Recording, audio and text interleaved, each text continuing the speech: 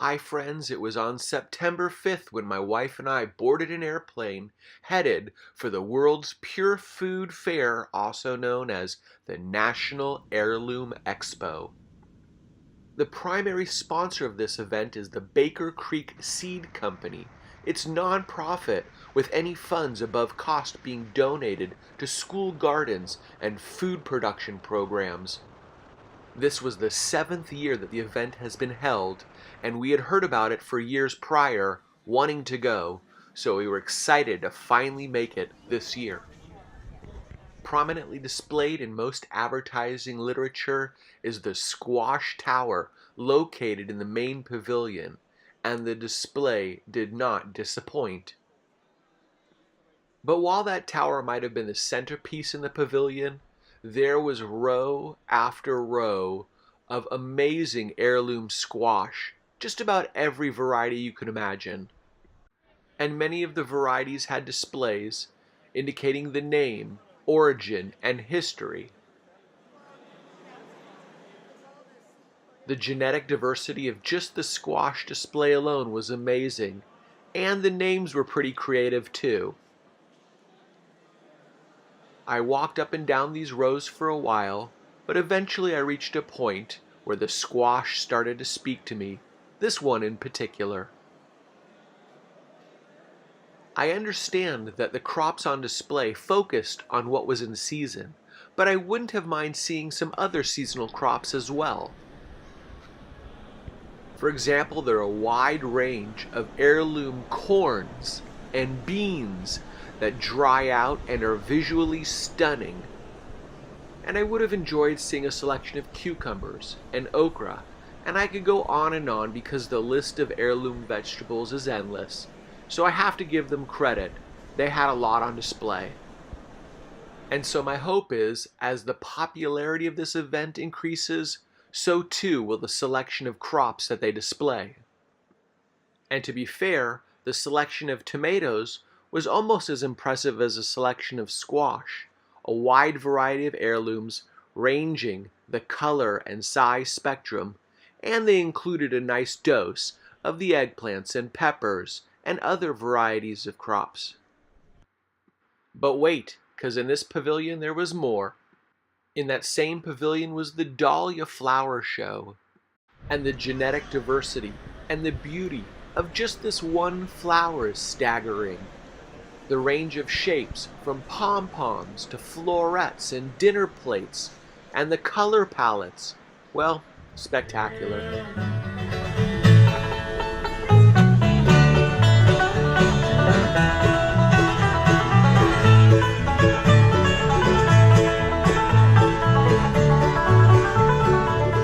The food vendor selection offered all sorts of healthy and fresh choices, and there was some wonderful music to enjoy between the pavilions.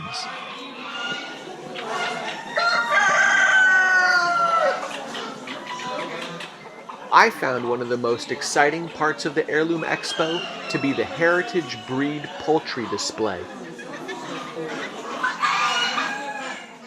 Not only are the birds visually stunning, but the sounds in the pavilion just brought a smile to my face.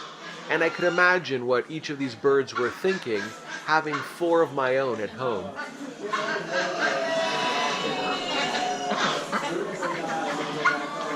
But not to be outdone, there's ducks right down here. You guys are all equally cool. In addition to the chicken, they had ducks and geese. Right?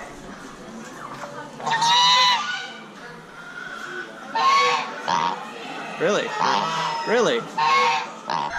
And as it was with the vegetables, it's my hope that as this expo becomes more popular, it's able to expand and display more animals. I would have loved to have seen heritage breed pigs and cattle and other farm animals.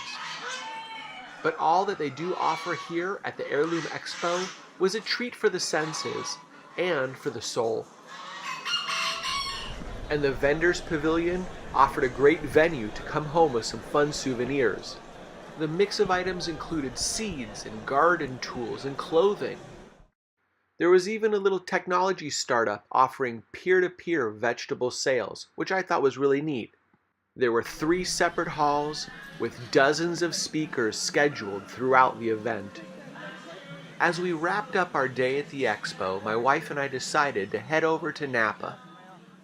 Staying in the quaint little town of Calistoga, the following morning I took a hike which brought me up the hills and overlooking the valley. Now I hate to be a buzzkill, pun intended, but the reality is that the wine business is also part of big agriculture, and they have a responsibility to the environment.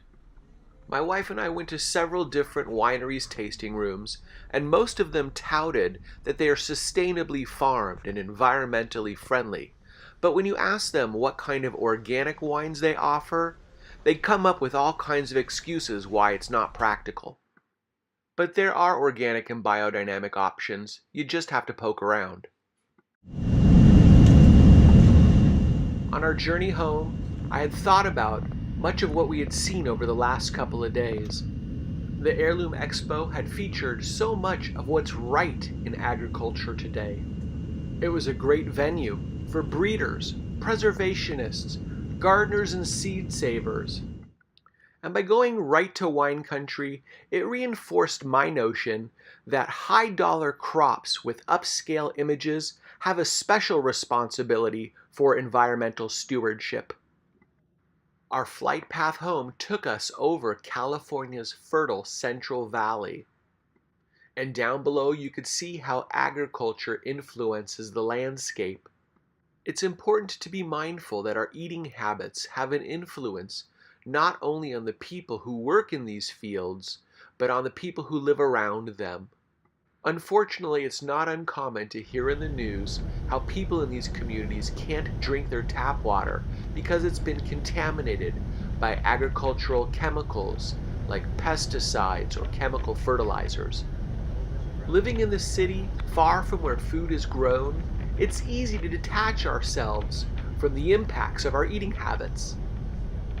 But of course, everything is really connected, and just because we don't see the immediate connection between cause and effect doesn't mean it doesn't exist. Upon returning home, it wasn't long before I found myself back in our vegetable garden. My thoughts drifted to where I would plant those rare vegetable seeds that I scored up at the expo.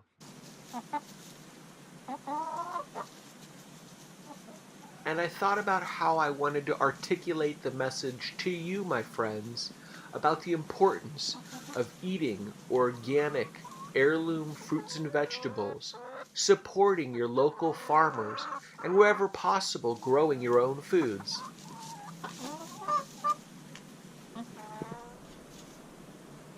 If you have the opportunity, I encourage you to visit the National Heirloom Expo in Santa Rosa, California.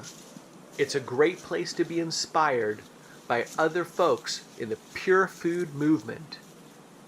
And hopefully we can bring home some of that enthusiasm and share it with others. Thank you, my friend, for watching this video. If you enjoyed, I hope you'll watch some of my other videos. I wish you a long, healthy, and happy life.